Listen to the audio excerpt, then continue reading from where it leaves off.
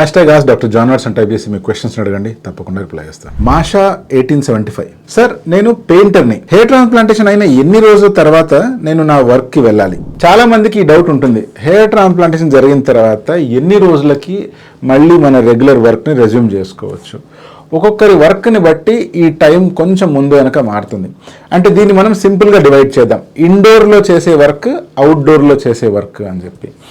ఇండోర్లో చేసే వర్క్ యూజువల్గా మనం సెడెంటరీగా కూర్చొని చేసే వర్క్ ఏదైతే ఉంటుందో, ల్యాప్టాప్స్ కానీ సిస్టమ్స్ ముందు కూర్చొని చేసే వర్క్ కావచ్చు. ఇటువంటి వర్క్ చేయడానికి మీరు నెక్స్ట్ డే నుంచే మీరు మీ వర్క్కి జాయిన్ అయిపోవచ్చు. అంటే వర్క్ ఫ్రమ్ హోమ్ అయితే కనుక ఆఫీస్కి వెళ్తున్నట్లయితే ఒక సర్జికల్ క్యాప్ అనేటువంటిది వేసుకొని మీరు మీ వర్క్ని రెజ్యూమ్ అవ్వచ్చు.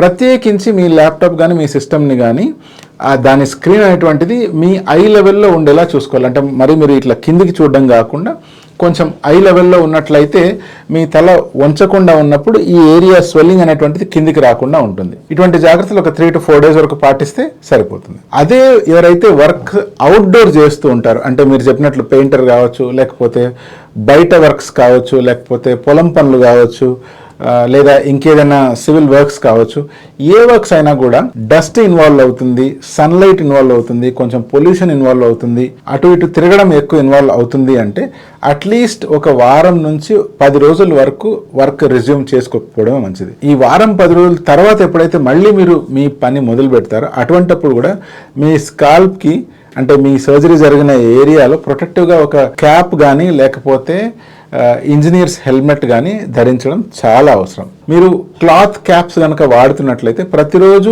ఆ క్యాప్స్ని వాష్ చేయాలి. మీ స్కాల్ప్ని డస్ట్ నుంచి కానీ ఇతరత్ర ఇన్ఫెక్షన్స్ నుంచి కానీ కాపాడుకుంటాం. మీరు సర్జరీ తర్వాత మీ స్కాల్ప్ని ఎంత బాగా జాగ్రత్త తీసుకుంటారో మీ రిజల్ట్ అంత బాగా వస్తుంది.